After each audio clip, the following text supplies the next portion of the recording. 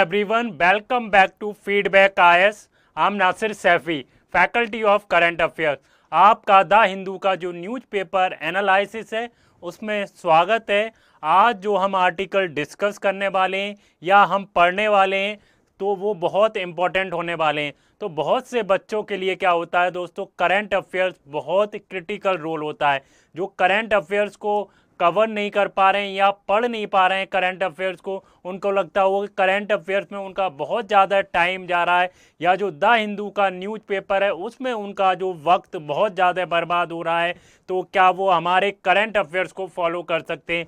हम बहुत कम समय में करंट अफेयर्स को फॉलो कराते हैं।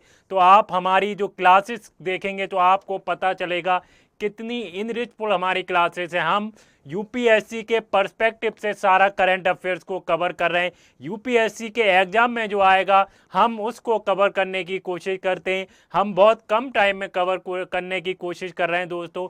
तो हमारे चैनल फीडबैक आईएएस को सब्सक्राइब करें अगर आप करंट अफेयर्स में वीक हैं या आप करंट अफेयर्स कवर करना चाहते हैं तो फीडबैक आईएएस को ज़रूर सब्सक्राइब करें दोस्तों। और कमेंट्स में ज़रूर बताएं आपको हमारी वीडियोज़ कैसी लग रही हैं और शेयर करते रहें। Share is very important.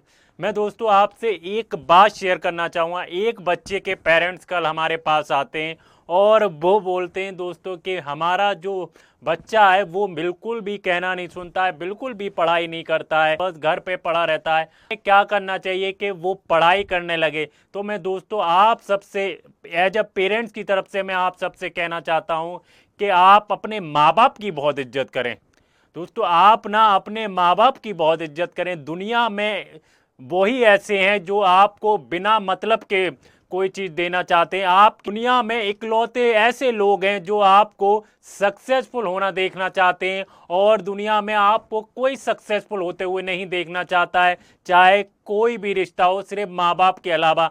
अगर आपको कोई एक गिलास पानी पिला रहा है तो समझ लीजिएगा वो आपसे कुआं खुदवाएगा। बिना मतलब के दुनिया में कोई किसी की मदद नहीं कर रहा है। अगर कोई मदद कर रहा है तो उसमें एक सेल्फ मोटिव है या बिना मतलब के आपको कोई एक गिलास पानी नहीं पिलाएगा। तो इसलिए माँ बाप की इज्जत बहुत करें, अपने पेरेंट्स की रिस्पेक्ट बहुत करें, क्योंकि पेरेंट्स ही हैं जो आपका भला चाहते हैं दोस्तों। और दुनिया में कोई ऐसा शख्सियत नहीं है जो आपका भला चाहता हो। तो आप अपने पेरेंट्स की रिस्पेक्ट करें, उनका कहना सुने और वो जो उनकी एक्सपेक्टेशन है दोस्तों उस पर उतरने की आप कोशिश करें कि हमारे पेरेंट्स क्या चाहते हैं। और मैं पेरेंट्स से भी कहना चाहता हूं बच्चों की फीलिंग्स को समझें और उनके डिसीजन की रिस्पेक्ट करें। और जो बच्चों के जो सपने हैं जो लाइफ में करना चाहते हैं आप लोगों को सपोर्ट करना चाहिए। कभी भी अपना जो डिसीजन है वो इम्पोज नहीं करना चाहिए बच्चों के ऊपर। मैंने देखे हैं बहुत सारे जो पेरेंट्स होते हैं वो क्या कहते हैं,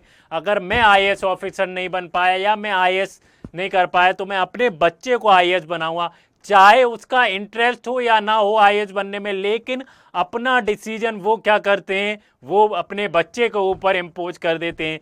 तो ऐसा बिल्कुल नहीं होना चाहिए। हो सकता है उसका इंटरेस्ट ना हो, आपने अपना डिसीजन तो उसके ऊपर इम्पोज कर दिया।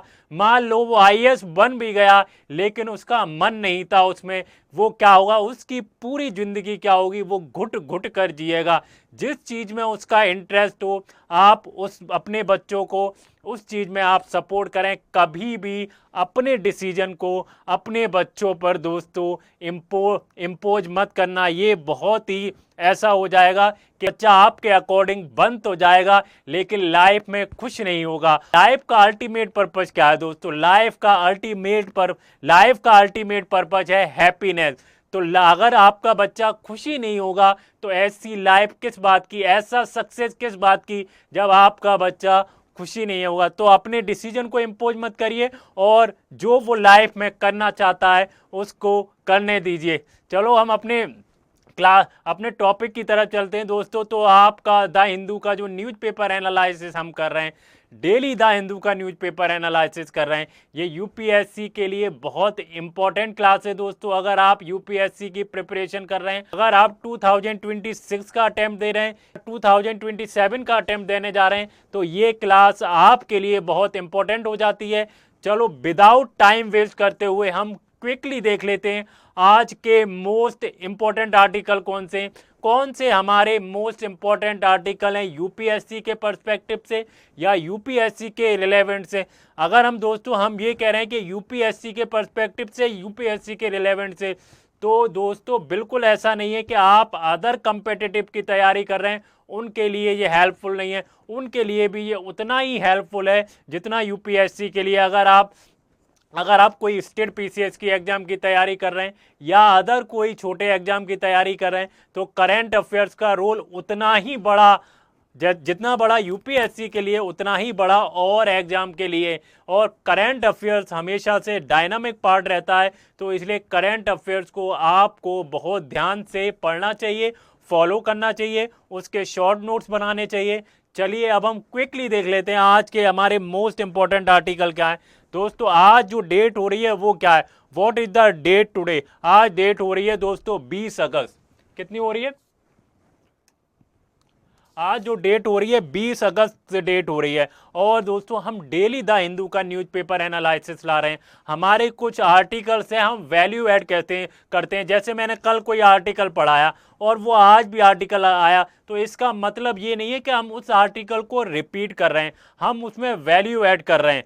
तो हमेशा से जब भी आंसर आपको लिखना होगा, अगर आप आंसर राइटिंग करेंगे तो आपको पता होगा दोस्तों, तो आपने मान लीजिए आज न्यूज़पेपर पढ़ा, न्यूज़पेपर में क्या आता है, न्यूज़पेपर में आता है इलेक्शन कमीशन ऑफ इंडिया के बारे में आता है। लेकिन आपने न्यूज़पेपर पढ़ लिया, आपने 324 आर्टिकल के बारे में पढ़ा कि इलेक्शन कमीशन ऑफ इंडिया का रोल क्या है। जब इलेक्शन कमीशन ऑफ इंडिया के रोल के बारे में आपने नोट्स बना लिए, लेकिन जब आप कल आपने न्यूज़पेपर पढ़ा तो न्यूज़पेपर में आया कि जो इलेक्शन कमीशन ऑफ इंडिया का रोल है वो क्या जस्टिफाई है, वो फ्री इलेक्शन करा रहा है, क्या इलेक्टोरल रिफॉर्म की उसमें ज़रूरत है। तो आपको फिर वैल्यू एडिशन करना पड़ता है। हमें यूपीएससी के जो पीवाईक्यूज हैं मेंस के, आप जब देखेंगे तो उसके हिसाब से आप अपने नोट्स को क्या करेंगे, कंपाइलेशन करेंगे। तो इसलिए मैं कहता हूं कि वैल्यू ऐड करना बहुत ज़रूरी है। आज का सबसे पहला आर्टिकल क्या है, what is the first article of today's newspaper. हमारा जो सबसे पहला आर्टिकल है वो किससे रिलेटेड है दोस्तों, वो गवर्नर वर्सेस जुडिशरी से रिलेटेड है। आपको जैसे पता होगा दोस्तों, तमिलनाडु के जो गवर्नर हैं वो क्या कर रहे हैं, वो बिल को एसेंट ही नहीं दे रहे हैं।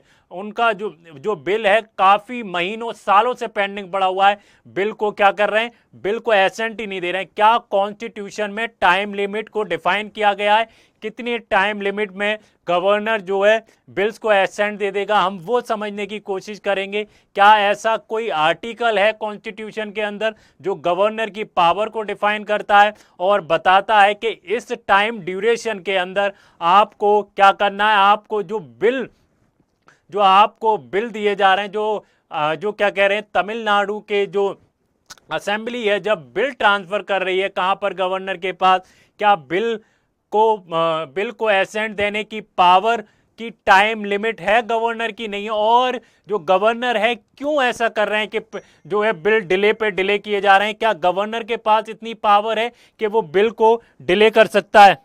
चलिए हमारा जो पहला आर्टिकल है वो इसी से लेकर है। हमारा पहला आर्टिकल क्या है, तमिलनाडु एसेंट डिले। तमिलनाडु के जो गवर्नर हैं वो डिले क्यों कर रहे हैं, उसका रीजन क्या है दोस्तों, और उसका रीजन क्या है। और हम देखेंगे जो हमारी प्रेसिडेंट हैं उन्होंने क्या किया है, सुप्रीम कोर्ट से रेफरेंस मांगा है under the article 142। Supreme court से क्या रेफरेंस मांगा है, अंडर द आर्टिकल 142।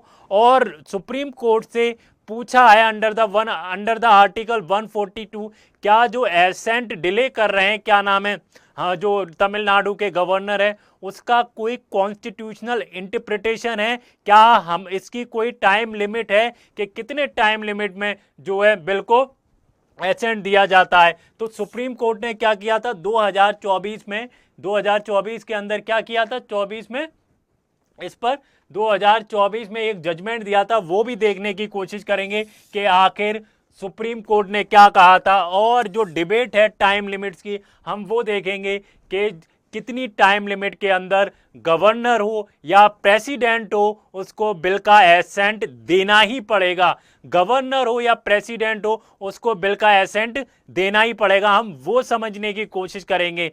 तो हम पूरा होलिस्टिक अप्रोच में समझेंगे इस आर्टिकल को, आखिर इस आर्टिकल के अंदर है क्या। अब हम दूसरे आर्टिकल की तरफ बढ़ते हैं। हमारा दूसरा आर्टिकल क्या है दोस्तों? दूसरा आर्टिकल, अगर ये भी जीएस पेपर 2 के लिए बहुत इंपॉर्टेंट है।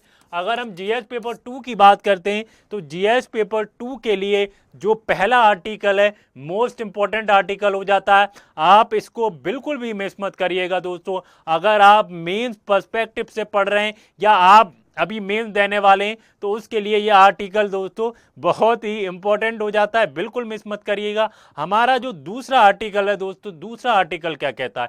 दूसरा आर्टिकल जो जो अपोजिशन है उन्होंने क्या है, जो वाइस प्रेसिडेंट के जो कैंडिडेट हैं उनको डिक्लेयर कर दिया है। कौन है vice president? Opposition BP candidate. तो वाइस प्रेसिडेंट के जो कैंडिडेट हैं उनको डिक्लेयर किया है जो पूर्व जो सुप्रीम कोर्ट के जज हैं बी सुंदरशन रेड्डी, उनका नाम दिया है। जो जॉइंट अपोजिशन पार्टीज हैं उन्होंने इनका नाम दिया। हम समझने की कोशिश करेंगे कि वाइस प्रेसिडेंट का इलेक्शन कैसे होता है, उसका प्रोसीजर कैसे होता है, क्या अपोजिशन पार्टी के पास इतने नंबर्स हैं कि वो बीपी का इलेक्शन जीत सकें। सारी चीज़ें देखेंगे, डिटेल में देखेंगे। अगर आप दोस्तों यूपीएससी की प्रिपरेशन कर रहे हैं तो हमारे जो चैनल है फीडबैक आईएएस को जरूर सब्सक्राइब करें, और हमारे वीडियोज आपको कैसी लग रही हैं और शेयर जरूर करें। Share is very important. चलिए अब देखने की कोशिश करें हमारा third article. What is the third article? आज हम जो द हिंदू के न्यूज़पेपर से हमने लिया है थर्ड आर्टिकल, वो क्या है दोस्तों? थर्ड आर्टिकल है साइमल्टेनियस पोल बिल। जैसे पता होगा दोस्तों, जो साइमल्टेनियस पोल बिल है उसको क्या किया जा रहा है? स्क्रूटनाइज किया जा रहा है। लेकिन जो हमारे जो पूर्व सीजीआई हैं, जो फॉर्मर सीजीआई हैं जस्टिस खन्ना, उनने क्या किया? जो ईसी की जो पावर है उस पर सवाल उठाएं, उस पर कंसर्न जताया। उन्होंने कहा जो इलेक्शन कमीशन ऑफ इंडिया है, जिस इलेक्शन कमीशन ऑफ इंडिया को जो अनलिमिटेड पावर दी जा रही है इस बिल के अंदर, वो क्या है, वो बहुत डेंजरस हो सकती है, can be dangerous for democracy. तो उस पर क्या सवाल उठाए? Justice Khanna wants postpone the powers को पोस्टपोन करना चाहिए। Indirect president rule centre over reach. तो इससे क्या होगा? जो इनडायरेक्ट है वो प्रेसिडेंट रूल रख सकता है, और सेंटर की जो पावर है दोस्तों वो स्टेट्स पर क्या हो सकती हैं? ओवरराइड हो सकती हैं। और दोस्तों आज का जो हमारा fourth article most important article है। अगर ये मैं दोस्तों ये भी किससे? जीएस पेपर 2 जनरल स्टडीज के पेपर 2 में आएगा। अगर हम बात करते हैं पॉलिटी वाला पार्ट की बात करें तो ये भी टॉपिक किस में आएगा दोस्तों? ये भी जनरल स्टडीज के पेपर 2 में आएगा। अगर हम बात करते हैं दोस्तों हमारा फोर्थ आर्टिकल क्या कहता है? What is the fourth article today's newspaper? तो फोर्थ आर्टिकल क्या है दोस्तों? जो हमारा डिफेंस प्रोडक्शन है प्राइवेट में दोस्तों, जो हमारा डिफेंस प्रोडक्शन है वो इंक्रीज हो रहा है। वो कैसे इंक्रीज हो रहा है? जो प्राइवेट सेक्टर का जो डिफेंस प्रोडक्शन है दोस्तों, कितना शेयर हो गया? अगर हम बात करें तो 22.5% हो गया है, और 1 लाख करोड़ का डिफेंस आउटपुट आ रहा है। कितना? 1.5 लाख करोड़ का। तो हम इसको रिकॉर्ड हाई हुआ है, ये हाई रिकॉर्ड है कि इतना प्रोडक्शन हुआ है डिफेंस का। तो हम समझने की कोशिश करेंगे डिटेल में आखिर रीजन क्या है इसके कि डिफेंस का, प्राइवेट सेक्टर में डिफेंस का प्रोडक्शन इतना बढ़ क्यों रहा है। क्या गवर्नमेंट इन्वेस्ट ज़्यादा कर रही है, या जो प्राइवेट सेक्टर है वो इस पर फोकस ज़्यादा कर रही है? What is the reason behind this के जो प्राइवेट सेक्टर में जो डिफेंस प्रोडक्शन है वो इंक्रीज हो रहा है दोस्तों। कितना इंक्रीज हो रहा है वो भी हम देखेंगे, आखिर इतना इंक्रीज क्यों हो रहा है। तो हम समझने की कोशिश करेंगे, डिटेल में समझेंगे दोस्तों कि आखिर हमारा डिफेंस प्रोडक्शन इतना क्यों बढ़ रहा है। आगे आज का जो लास्ट आर्टिकल है, what is the last article today's newspaper from the Hindu newspaper से हम समझने की कोशिश करते हैं कि हमारा जो लास्ट आर्टिकल है वो क्या है दोस्तों। आपको जैसे पता होगा दोस्तों जो चाइना के फिनांस मिनिस्टर हैं वो क्या है, वो इंडिया की विजिट पर हैं। जब इंडिया की विजिट पर हैं तो बहुत सारी उनसे क्या हुई होगी, डील साइन हुई होंगी, और बहुत सारे टॉपिक्स पे बात हुई होगी, बहुत सारे डायलॉग हुए होंगे। तो उस पर इंडिया क्या कह रही है? इंडिया कह रही है, इंडिया ने बार बार रिट्रेट्स किया है, बार बार यही कहा है कि इंडिया की जो ताइवान पॉलिसी जो पहले थी वो भी अभी है। तो India clarifies Taiwan policies. India कहती है, इंडिया जो है ताइवान को चाइना का पार्ट मानती है। Deny Jaishankar set Taiwan part of the China straits unchange position. India की कोई भी पोजीशन चेंज नहीं हुई है। Taiwan is a part of China. तो इंडिया की जो ताइवान की पॉलिसी जो पहले थी वो भी पॉलिसी वो अभी है, सेम है, कोई भी उसमें बदलाव नहीं हुआ है दोस्तों, कोई भी उसमें चेंज नहीं आया है।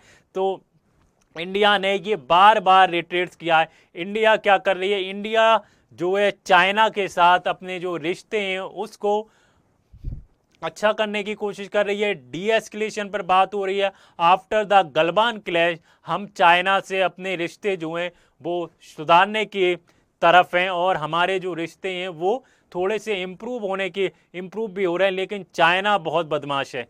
चाइना कोई ना कोई ऐसा तुरुप जरूर मारता है जिससे क्या हो, टेंशन पैदा हो। चाइना की जो एक्सपेंशन पॉलिसी है दोस्तों वो बहुत खराब है। चाइना क्या करता है, जमीन हड़पने पर बहुत ध्यान देता है। तो इसलिए चाइना को हमें हल्के में नहीं लेना चाहिए। चाइना से रिश्ते इम्प्रूव जरूर हों, लेकिन दोस्तों अंधा विश्वास हमें चाइना पे नहीं करना चाहिए। चलिए आगे बढ़ते हैं। हमारा फर्स्ट आर्टिकल की तरफ बढ़ते हैं। पहला आर्टिकल क्या कहता है दोस्तों, गवर्नर एंड जुडिशरी। क्या जो गवर्नर है अपने पास आए बिल सालों तक रोक सकता है, सालों तक पेंडिंग रख सकता है, या इसमें कोई टाइम लिमिट है? आप मुझे दोस्तों कमेंट में बताइए, there is any time limit, या गवर्नर के पास पावर है वो ना सालों तक क्या कर सकता है, सालों तक जो है बिल को पेंडिंग रख सकता है जो असेंबली द्वारा भेजे गए हैं उसके पास। हम यहाँ पर जो कॉन्टेक्स्ट ले रहे हैं वहाँ तमिलनाडु का ले रहे हैं। तमिलनाडु के जो गवर्नर ने क्या किया है, सालों से जो है जो 3 बिल भेजे गए उनको एसेंट नहीं दे रहे हैं, और जो एसेंट क्या है, डिले पर डिले किए जा रहे हैं, उसका रीजन क्या है हम समझने की कोशिश करते हैं। और गवर्नर के पास क्या पावर है, क्या कॉन्स्टिट्यूशन ने डिफाइन किया है कि गवर्नर को कितने टाइम के अंदर जो बिल्स हैं उनको एसेंट देना पड़ता है, और कौन से आर्टिकल हैं एसेंट से लेकर विद होल्ड से लेकर या बिल से लेकर जितने भी आर्टिकल्स हैं वो दोस्तों हम देखने वाले हैं। आप कहीं मत जाइएगा, आप वीडियो के लास्ट तक बने रहिएगा। ये वीडियो दोस्तों बहुत इंटरेस्टिंग होने वाली है। अगर आप यूपीएससी की प्रिपरेशन कर रहे हैं या आप 2026 का अटेम्प्ट दे रहे हैं तो आपके लिए ये वीडियो तो बहुत मैंडेटरी हो जाती है दोस्तों, क्योंकि हम जो करंट अफेयर्स फॉलो कर रहे हैं ऐसा करंट अफेयर्स दोस्तों कोई भी फॉलो नहीं कर रहा है। हम यूपीएससी के पर्सपेक्टिव से पढ़ा रहे हैं। आपका क्वेश्चन जो करंट अफेयर्स के जितने भी क्वेश्चन हम पढ़ाएंगे वो एग्जाम में उसमें से क्वेश्चन फंसना तो तय है दोस्तों। क्या कह रहा है, क्या governor sit on the bill for years? Tamil Nadu जो है, in Tamil Nadu governor kept bill pending 2020। तो दोस्तों 2020 से क्या है, जो गवर्नर है तमिलनाडु के उन्होंने अपने पास बिल रखे हुए, उन्होंने उसको एसेंट नहीं दिया। अभी 5 साल हो गए। 2020 से क्या है दोस्तों, 2020 से क्या है बिल पेंडिंग पड़े और इस बात को 5 साल हो गए। क्या गवर्नर के पास पावर है कि वो सालों तक बिल को पेंडिंग रख सकता है? अगर आपको दोस्तों इस टॉपिक के बारे में डिटेलिंग में जानना है तो मैंने इसके ऊपर वीडियो बनाई हुई है, आप प्लेलिस्ट में जाकर देख सकते हैं। जो फीडबैक आईएएस का जो यूट्यूब चैनल है दोस्तों, आप उस पर जाकर देखिएगा, आपको पता चलेगा आखिर ये जो हो रहा है वो क्यों हो रहा है, इसका रीजन क्या है। हम यहाँ पर तो ब्रीफ में बताने वाले हैं कि तमिलनाडु के जो गवर्नर हैं क्यों डिले कर रहे हैं एसेंट बिल, क्यों डिले कर रहे हैं, हम वो समझने की कोशिश करते हैं दोस्तों।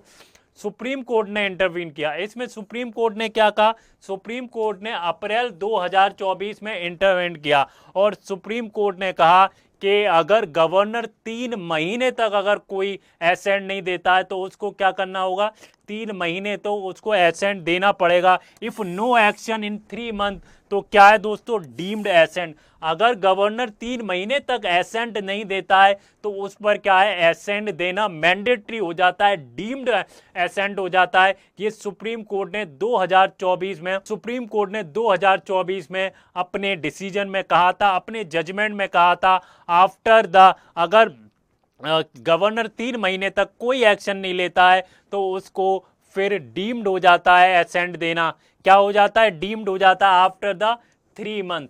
अब प्रेसिडेंट ने इस पर क्या कहा है, सुप्रीम कोर्ट का ये 2024 में ये जजमेंट आया था। अब प्रेसिडेंट ने आर्टिकल 142 के अंदर, किसके अंदर, 142 के अंदर सुप्रीम कोर्ट से ओपिनियन मांगी है। आपने जो 3 मंथ की जो टाइम लिमिट दी है कि 3 मंथ के बाद, क्या ऐसा कॉन्स्टिट्यूशन में डिफाइन है, क्या कोई भी आर्टिकल है कि जिसको आप इंटरप्रेट करके कह सकते हैं कि 3 महीने के अंदर आपको क्या, 3 महीने के बाद आपको क्या है, बिल को एसेंट देना पड़ेगा। President letter reference the matter to SC for clarity, तो इस पर क्लियरिटी मांगी है। तो 100 जो 142 आर्टिकल है, जो 142 आर्टिकल है कॉन्स्टिट्यूशन में, जिसमें सुप्रीम कोर्ट से क्या है वो ओपिनियन मान सकता है प्रेसिडेंट, उसके अंदर उन्होंने क्या है, क्लियरिटी मांगी है। आगे देखते हैं दोस्तों, आगे हम समझने की कोशिश करते हैं। जस्टिस पीएस नरसिम्हा,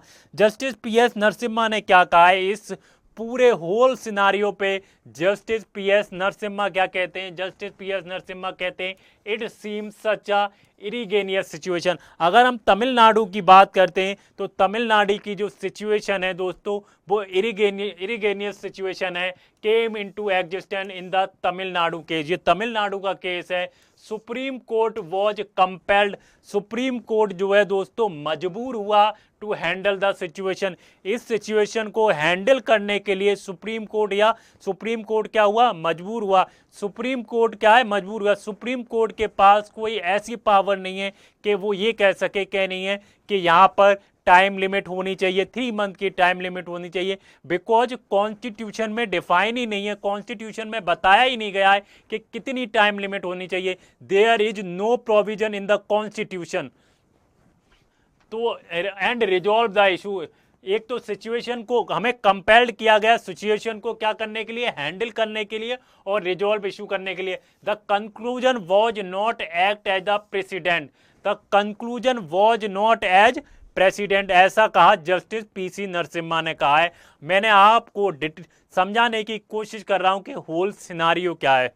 आगे हम देखें दोस्तों, आगे हम समझने की कोशिश करते हैं कॉन्स्टिट्यूशन में प्रोविजन क्या है। अगर गवर्नर की बात करते हैं तो गवर्नर के लिए प्रोविजन क्या है, what is the provision in the constitution regarding the governor power. और हम एसेंट की बात कर रहे हैं, विद होल्ड की, एक्चुअली हम पूरा जो बात कर रहे हैं हम बिल्स के बारे में बात कर रहे हैं। क्या गवर्नर के पास पावर है कि वो कितने सालों तक बिल को पेंडिंग रख सकता है, एसेंट डिले पे डिले कर सकता है। हमारा जो कॉन्टेक्स्ट है दोस्तों वो तमिलनाडु का है। हमारा जो कॉन्टेक्स्ट क्या है, हमारा जो कॉन्टेक्स्ट है वो तमिलनाडु का है। हम समझने की कोशिश करते हैं कॉन्स्टिट्यूशन में प्रोविजन क्या है दोस्तों, प्रोविजन क्या है कॉन्स्टिट्यूशन में। अगर हम आर्टिकल 200 की बात करें, आर्टिकल 200 में क्या है, आर्टिकल 200 में डिफाइन किया गया है कि गवर्नर क्या कर सकता है, बिल को एसेंट दे सकता है, बिल को विदहोल्ड कर सकता है, बिल को रिटर्न कर सकता है और बिल को क्या कर सकता है, रिजर्व कर सकता है प्रेसिडेंट के लिए। तो बिल को एसेंट दे दिया, विद होल्ड कर दिया, रिटर्न कर दिया और रिजर्व बिल कर सकता है प्रेसिडेंट के लिए। ये आर्टिकल 200 में डिफाइन किया गया है इन the constitution, in the Indian constitution. ये मैंने बताने की कोशिश की है कि आर्टिकल 200 क्या है। अगर हम आर्टिकल 201 देखें उसके अंदर क्या है दोस्तों, आर्टिकल 201 के अंदर, आर्टिकल 201, आर्टिकल 201 के अंदर क्या है, तो आर्टिकल 201 के अंदर डिफाइन किया हुआ है कि प्रेसिडेंट एसेंट दे सकता है, विदहोल्ड कर सकता है और जो गवर्नर के द्वारा जो बिल भेजा जाता है प्रेसिडेंट को उसको क्या कर सकता है, उसको रिटर्न कर सकता है, उसको रिटर्न कर, एसेंट, विदहोल्ड और return the state bill. Article 201 के अंडर ये प्रोविजन है हमारे संविधान में। अगला अगर हम आर्टिकल देखें दोस्तों, आर्टिकल 143 क्या कहता है दोस्तों, आर्टिकल 143 क्या कहता है, आर्टिकल 143 कहता है कि जो प्रेसिडेंट हैं जो can be refer to the question SC, और जो प्रेसिडेंटल रेफरेंस है आर्टिकल 143 के अंदर प्रेसिडेंट क्या है, क्वेश्चन पूछ सकता है सुप्रीम कोर्ट में कैसे जो प्रेसिडेंट रेफरेंस है ओपिनियन मांग सकता है। उन्होंने क्या ओपिनियन मांगी है, उन्होंने ये ओपिनियन मांगी है जो सुप्रीम कोर्ट ने क्या किया, जो 2024 में उनका जजमेंट था, जिसमें उन्होंने क्या किया, 3 मंथ का क्या दिया, डेडलाइन दी है, या हम कह सकते हैं 3 मंथ की टाइम लिमिट दी है। तो 3 मंथ के अगर गवर्नर 3 मंथ तक कोई एक्शन नहीं लेता है तो उसके बाद उनके ऊपर एसेंट देना क्या हो जाता है, एसेंट देना डीम्ड हो जाता है। तो इस पर जो प्रेसिडेंट है उन्होंने क्या है, क्लियरिटी मांगी है, क्या कहीं भी कॉन्स्टिट्यूशन में ऐसा प्रोविजन है। तो ऐसा सुप्रीम कोर्ट ने क्यों कहा, या सुप्रीम कोर्ट ने इस पर इतना बड़ा जजमेंट कैसे दिया कि 3 मंथ की टाइम लिमिट होनी चाहिए। तो हम वही सुप्रीम कोर्ट से पूछा है, किसने, प्रेसिडेंट ने पूछा है। आगे बढ़ते हैं और हम आर्टिकल 142 की बात करते हैं। तो आर्टिकल 142 में क्या है, सुप्रीम कोर्ट के पास एक्स्ट्रा ऑर्डिनरी पावर है टू कंप्लीट द जस्टिस। जैसा पता होगा दोस्तों, आर्टिकल 142 क्या कहलाता है, आर्टिकल 142 के अंदर सुप्रीम कोर्ट के पास एक्स्ट्रा ऑर्डिनरी पावर है, मतलब कंप्लीट जस्टिस करने की। मान लीजिए दोस्तों, कहीं पर क्या हो रहा है, कहीं अत्याचार हो रहा है, कहीं पर एक्सप्लॉयटेशन हो रहा है, लेकिन सुप्रीम कोर्ट को दिख रहा है कि वहां पर एक्सप्लॉयटेशन हो रहा है, लेकिन क्या है, ना तो कोई वहां पर पीआईएल फाइल हो रही है, ना तो गवर्नमेंट कुछ कर रही है। तो सुप्रीम कोर्ट के पास पावर है, जहां पर इनकम्प्लीट जस्टिस हो वहां पर क्या कर सकती है, वहां पर वो कंप्लीट जस्टिस कर सकती है अंडर द आर्टिकल 142। तो अंडर द आर्टिकल 142 उन्होंने क्या किया है, उन्होंने जो 3 मंथ की जो डेडलाइन थी उसको, जो उन्होंने आर्टिकल 143 के अंदर उन्होंने कहा है कि अगर 3 महीने के अंदर क्या है, गवर्नर कोई एक्शन नहीं लेता है तो उसको फिर डीम्ड हो जाता है एसेंट देना। तो ये इशू दोस्तों 5 साल से चला आ रहा है। सुप्रीम कोर्ट इसको देख रहा था, ऑब्जर्व कर रहा था, बहुत ध्यान से ऑब्जर्व कर रहा था, लेकिन इस पर कोई भी सॉल्यूशन नहीं निकल रहा था।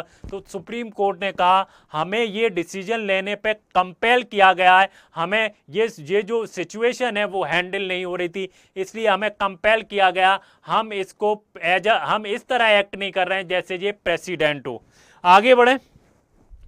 अच्छा, तमिलनाडु केस अप्रैल 2024 जजमेंट क्या कहता है। Tamil Nadu case April 2024 judgment, governor withheld the bill indefinitely. SC ने, मैंने जैसे बताया, 2024 में क्या है, impose the 3 month time limit for action. 3 month की जो टाइम लिमिट है वो तय कर दी थी। Invoke the article 142। आर्टिकल 142 के अंदर उन्होंने क्या किया, और granted the deem assent to pending. अगर हम प्रेसिडेंटल रेफरेंस की बात करते हैं तो प्रेसिडेंट ने क्या है, प्रेसिडेंट ने क्वेश्चन पूछा है। प्रेसिडेंट ने क्या क्वेश्चन पूछा है, प्रेसिडेंट ने सुप्रीम कोर्ट से क्वेश्चन पूछा है कि SC exceed is power bye setting deadline. क्या सुप्रीम कोर्ट जो है अपनी पावर को इंक्रीज कर रही है ये डेडलाइन देते वक्त। अटॉर्नी जनरल का क्या आर्गूमेंट था, what are the argument of attorney general, constitution gives no time limit as see overstep. तो अटॉर्नी जनरल क्या कहते हैं कि कॉन्स्टिट्यूशन में डिफाइन ही नहीं है कितनी टाइम लिमिट होनी चाहिए, जो सुप्रीम कोर्ट का जो जजमेंट है वो ओवर स्टेप कर रही है, कॉन्स्टिट्यूशन में कुछ भी डिफाइन नहीं है। Article 142 can't the right substantive law. Article जो फन हम सुप्रीम कोर्ट कहता है ना कि हमने आर्टिकल 142 के अंदर क्या किया है, कंप्लीट जस्टिस किया है, लेकिन कंप्लीट जस्टिस सब्सटेंशियल एक्शन में नहीं होना चाहिए, सब्सटेंशियल लॉ में नहीं होना चाहिए। सुप्रीम कोर्ट बेंच का ऑब्जर्वेशन क्या है, जो तमिलनाडु का केस है वो कैसा है दोस्तों, इरेगेनियस सिचुएशन है। कैसी, बहुत इरेगेनियस सिचुएशन है। 5 साल से ये सिचुएशन चली जा रही है लेकिन इसका कोई भी सॉल्यूशन नहीं निकल रहा। Judgment should not be general president. जो जजमेंट जो है जनरल प्रेसिडेंट नहीं है, ये जजमेंट जो है हर कहीं पर लागू नहीं होगा, ये सिर्फ तमिलनाडु के लिए है। ये जजमेंट आपको जनरल प्रेसिडेंट नहीं है। कोर्ट का रोल क्या होता है, कोर्ट का रोल होता है कॉन्स्टिट्यूशनल को बैलेंस करना। कोर्ट का रोल होता है कॉन्स्टिट्यूशनल जो बैलेंस है उसको मेंटेन करना। कोर्ट का क्या रोल है, कॉन्स्टिट्यूशन जो बैलेंस है उसको मेंटेन करना, आपको बताना कि कॉन्स्टिट्यूशन का इंटरप्रेट कैसे होता है। दोस्तों यूपीएससी प्रीलिम्स के लिए आपके लिए कॉन्सेप्ट कॉन्सेप्ट क्या हो सकते हैं इसमें यूपीएससी प्रीलिम्स के लिए? या यूपीएससी प्रीलिम्स के लिए सबसे पहला होता है role of governor. Role of governor के बारे में पढ़ना चाहिए आपको। किसके बारे में पढ़ना चाहिए? रोल ऑफ गवर्नर के बारे में। जुडिशियल रिव्यू के बारे में पढ़ना चाहिए। किसके बारे में? Judicial review. और सेपरेशन ऑफ पावर के बारे में पता होना चाहिए आपको। किसके बारे में? Separation of power. और चौथा दोस्तों क्या है? Basic structure of constitution.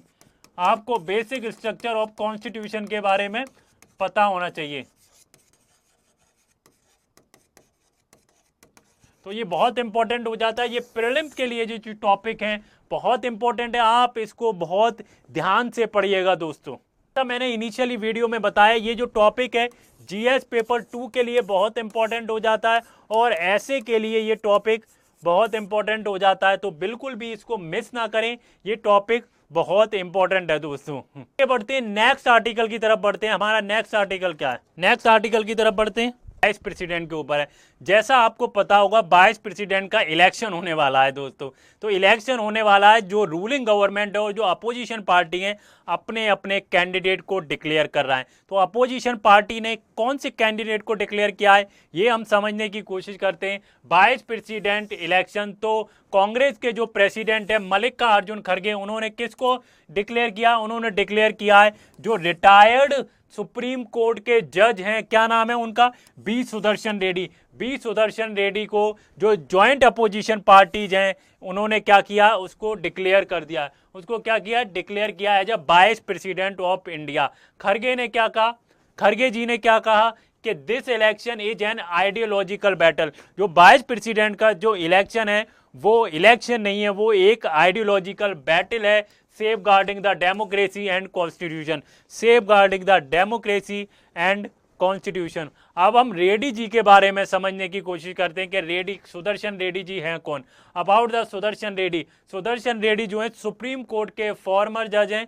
क्या है? सुप्रीम कोर्ट के फॉर्मर जज हैं, known for progressive judgment. Supreme Court के जो फॉर्मर जज तो हैं, लेकिन उनको जाना कैसे जाता है? इनको जाना जाता है प्रोग्रेसिव जजमेंट के लिए जाना जाता है। और symbol of judicial independence and constitutional value, seen as symbol of judicial independence and constitutional values के लिए जाना जाता है। आगे बढ़े, देखिए दोस्तों, ये है सुदर्शन रेड्डी जी। क्या है? जो फॉर्मर सुप्रीम कोर्ट के जज हैं, ये वाइस प्रेसिडेंट के इलेक्शन के लिए इनका क्या है? वाइस प्रेसिडेंट के जो इलेक्शन है उसके लिए अपोजिशन पार्टी ने इनको कैंडिडेट डिक्लेयर किया है। जॉइंट अपोजिशन पार्टी, जितनी भी अपोजिशन पार्टी हैं उन्होंने सुदर्शन रेड्डी जी को क्या किया है? वाइस प्रेसिडेंट का कैंडिडेट डिक्लेयर किया है। अच्छा, कॉन्स्टिट्यूशनल प्रोविजन क्या है? What are the constitutional provision of vice president? Vice president के लिए दोस्तों कॉन्स्टिट्यूशनल प्रोविजन क्या है? आर्टिकल हम देखते हैं। आर्टिकल 63 से 71 तक क्या है दोस्तों? वाइस प्रेसिडेंट के लिए आर्टिकल दिए हुए हैं कॉन्स्टिट्यूशन ऑफ इंडिया में। अगर हम इलेक्शन देखें दोस्तों, इलेक्शन कैसे होता है वाइस प्रेसिडेंट का? आप बताइए मुझे कमेंट में दोस्तों, इलेक्शन कैसे होगा अगर हम वाइस प्रेसिडेंट की बात करें।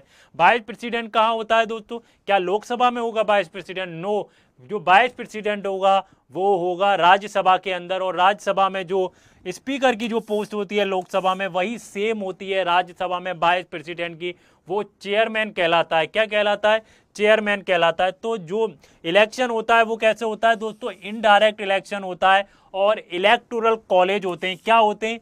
जो दोनों हाउसेस हैं, लोकसभा और राज्यसभा, वो क्या करते हैं? वो वोट डालते हैं। वो क्या करते हैं?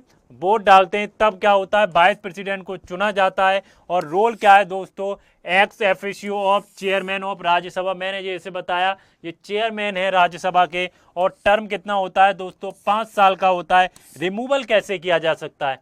जो वाइस प्रेसिडेंट को रिमूवल कैसे किया जा सकता है? What is the procedure of removal? तो प्रोसीजर क्या है? एक रेजुलेशन लाना पड़ेगा राज्यसभा में और effective after the Lok Sabha agreement. एक क्या कहते हैं, राज्यसभा के अंदर रेजुलेशन लाना पड़ेगा जिससे लोकसभा भी एग्री हो, तब वो उस प्रोसीजर को आगे बढ़ाया जा सकता है। तो ये रिमूवल का तरीका है। आगे बढ़ें, इंपॉर्टेंट हो जाता है। और ऐसे के लिए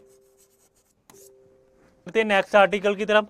हमारा नेक्स्ट आर्टिकल क्या है दोस्तों? Simultaneous election will and EC discretion. जैसा आपको पता होगा दोस्तों, अभी क्या है पार्लियामेंट के अंदर क्या चल रहा है, पार्लियामेंट के अंदर जो साइमल्टेनियस फुल बिल के साइमल्टेनियस जो इलेक्शन है उसके ऊपर बिल को स्क्रूटनाइज किया जा रहा है। लेकिन जो हमारे फॉर्मर जो सीजीआई हैं उन्होंने क्या इस पर कंसर्न जताया है, जो इलेक्शन कमीशन को जो इतनी सारी डिस्क्रिशन पावर दी जा रही है इसमें उस पर बहुत बड़ा कंसर्न जताया, वो देखने की कोशिश करते हैं।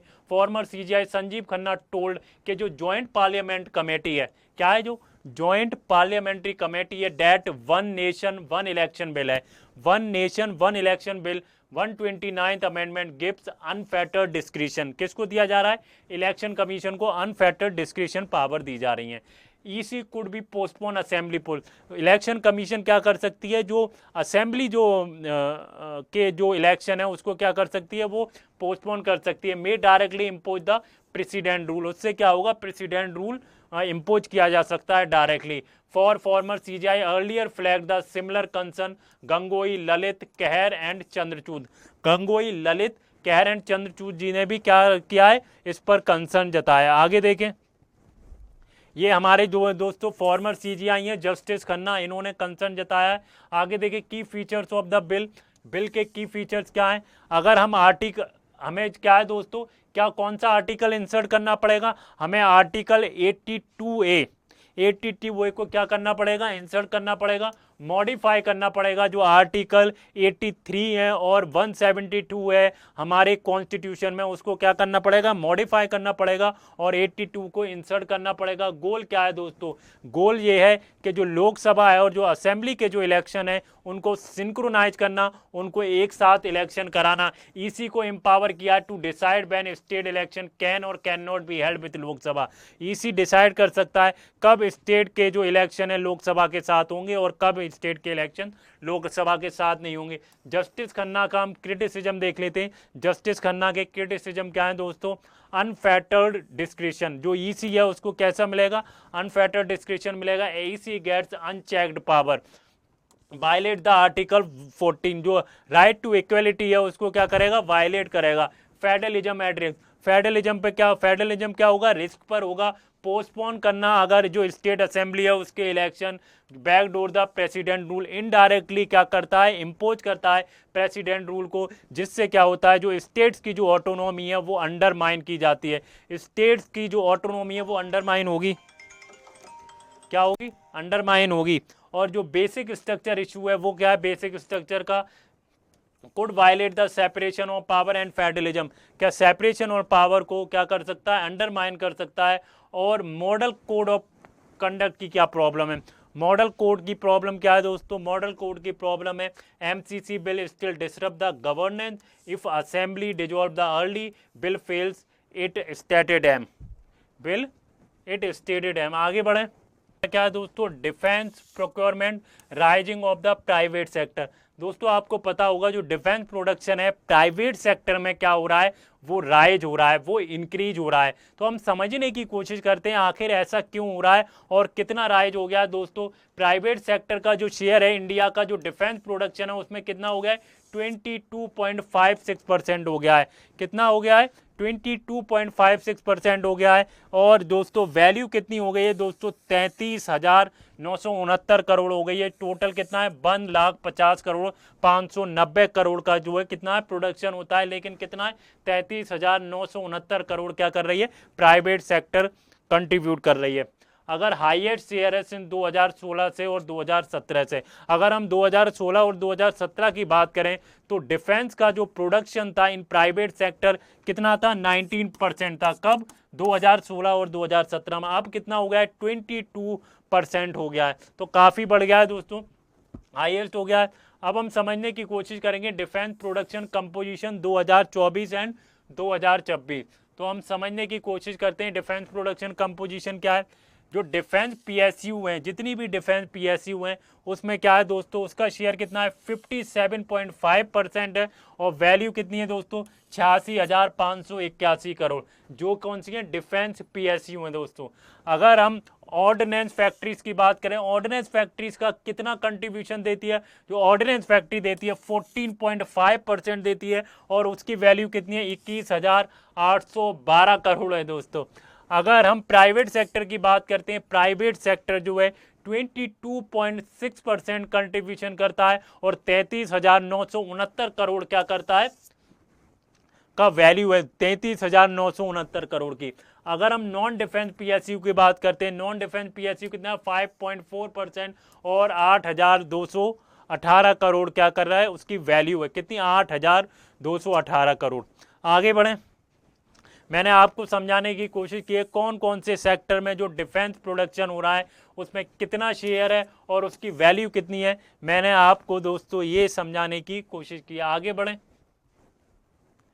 ट्रेंड ट्रेंड देखने की कोशिश करते हैं। व्हाट आर द ट्रेंड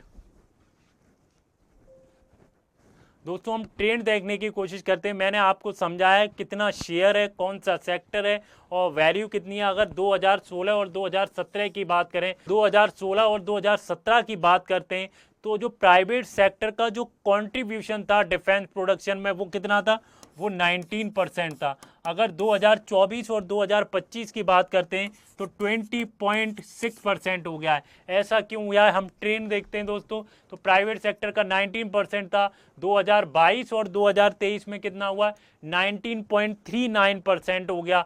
अगर 2016 2090% था, 2022 और 2023 में कितना हो गया, 19.39% हो गया। 2023 और 2024 में ये कितना हो गया, 20.93% बढ़कर हो गया।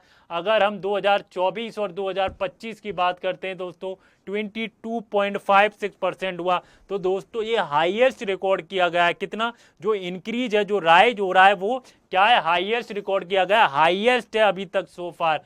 फैक्टर्स क्या है ग्रोथ के होने के, प्राइवेट सेक्टर में दोस्तों ग्रोथ के रीजन क्या है, what are the reason, please do comment.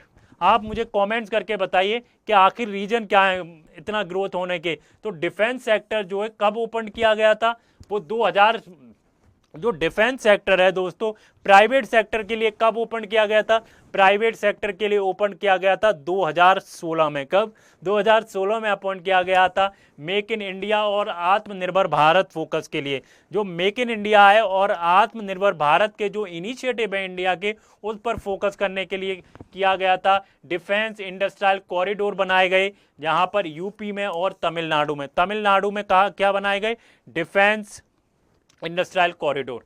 Policy reform लाया गया, 74% जो एफडीआई अलाउ की गई थी ऑटोमेटिक रूट में।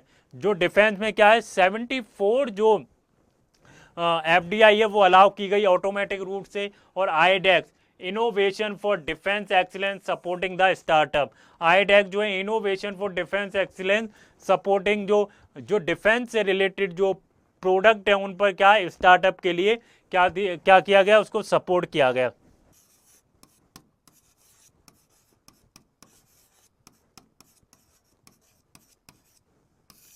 सिग्निफिकेंस देखते हैं, व्हाट इज द सिग्निफिकेंस। पहला क्या है,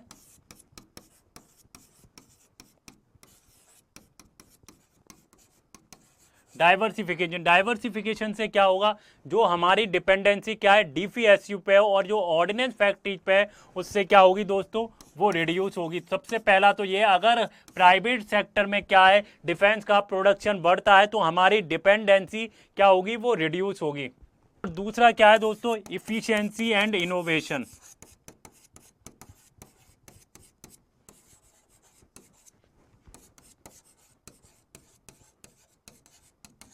दोस्तों जो प्राइवेट सेक्टर होते हैं हमेशा से कंपेटिटिव होते हैं, तो इसके अंदर क्या है, इफिशिएंसी आएगी जो डिफेंस सेक्टर है और इनोवेशन आएगा। प्राइवेट फर्म है इसमें इफिशिएंसी लाएंगे, इनोवेशन लाएंगे और जो एडवांस टेक्नोलॉजी है इसके अंदर वो आएगी दोस्तों, क्या आएगी, वो आएगी। अगर हम तीसरा देखें, इससे क्या होगा दोस्तों, इससे क्या होगा, एक्सपोर्ट जो है हमारा बूस्ट होगा। अगर हम 2023 और 2024 की बात करते हैं, जो हमारा डिफेंस एक्सपोर्ट है वो कितना हो गया, हमारा डिफेंस एक्सपोर्ट हो गया 21,000 करोड़। डिफेंस एक्सपोर्ट कितना हो गया दोस्तों, 21,000 करोड़ के जो डिफेंस का जो प्रोडक्ट है वो हम क्या कर रहे हैं, वो एक्सपोर्ट कर रहे हैं। कितना हो गया है, 21,000 करोड़ हो गया है। अगर हम आगे देखें दोस्तों, हमारा जो चौथा है significant, strategic autonomy.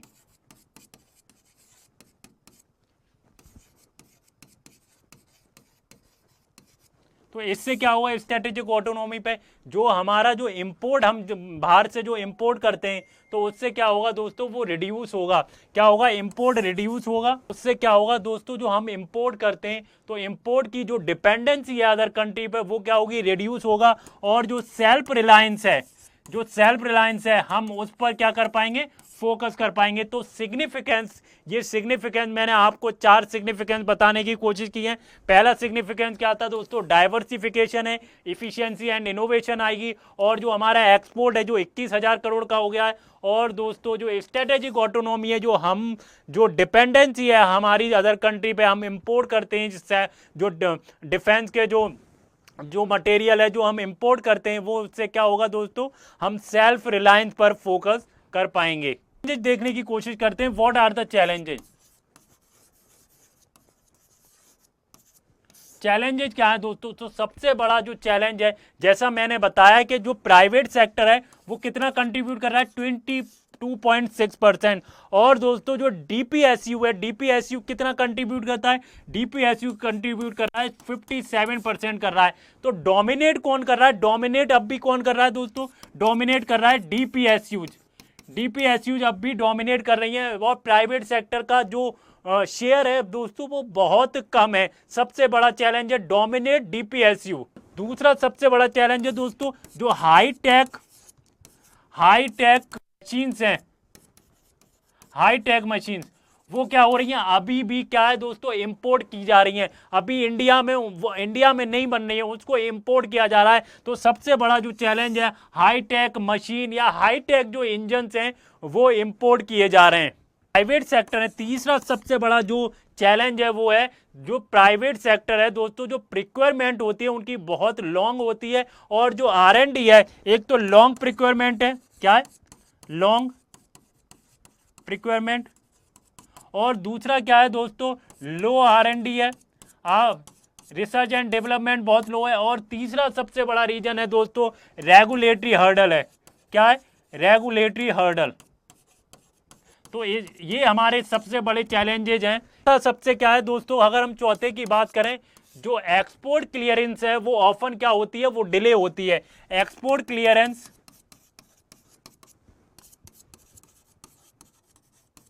Often leads to delay. जो एक्सपोर्ट क्लियरेंस है वो अक्सर क्या होती है, वो डिले की जाती है। और ये जो टॉपिक है दोस्तों, जीएस पेपर 3 के लिए बहुत इंपॉर्टेंट है और ऐसे के लिए बहुत इंपॉर्टेंट हो जाता है ये टॉपिक।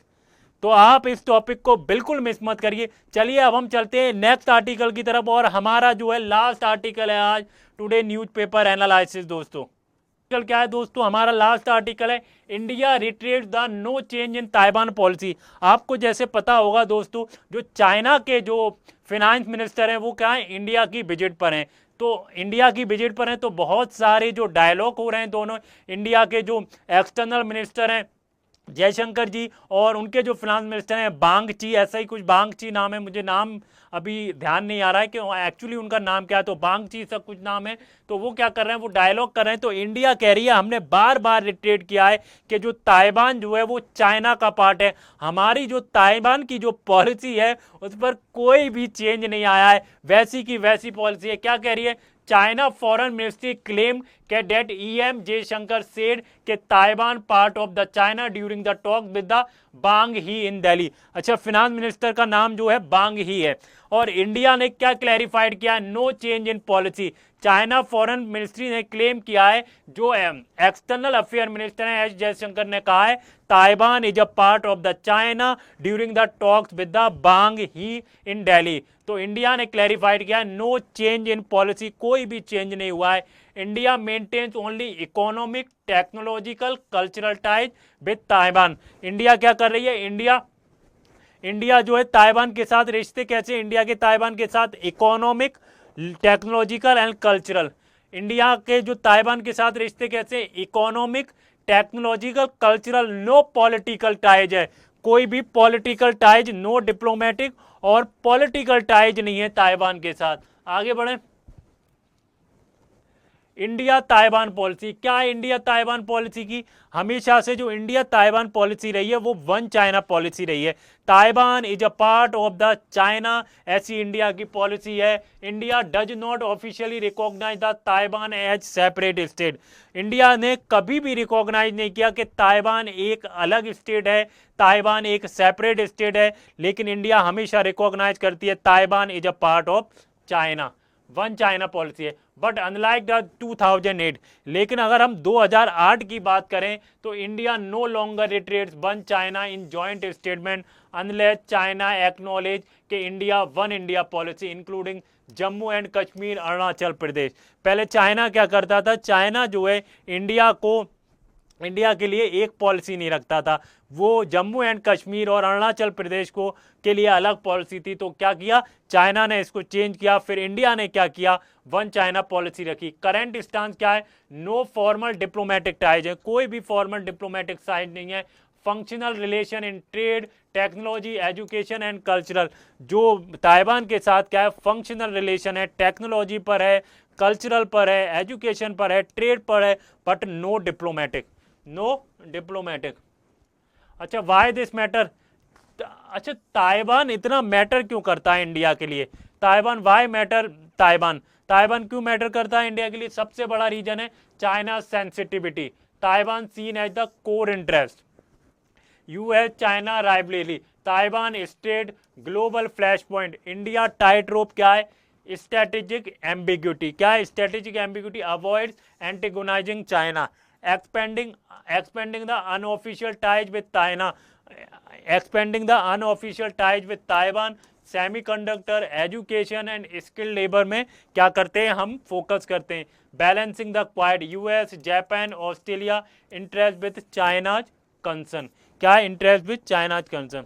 तो दोस्तों ये थे मेरे आर्टिकल। अगर आपको पसंद आए हो तो प्लीज़ इसे लाइक करें, शेयर करें और कमेंट्स में ज़रूर बताएं आपको हमारा वीडियो कैसा लगा। हम कोशिश कर रहे हैं कि हम अपने वीडियो को इंटरेस्टिंग बनाएं और आपके लिए एक बेहतर करंट अफेयर्स की क्लासेस बना पाएं। अगर आपको वीडियो अच्छा लगा हो तो प्लीज़ शेयर करें, लाइक करें और कमेंट्स में ज़रूर बताएं दोस्तों। थैंक यू गाइज, और स्टे हैप्पी, स्टे लर्निंग और stay focus. Bye bye, see you next video.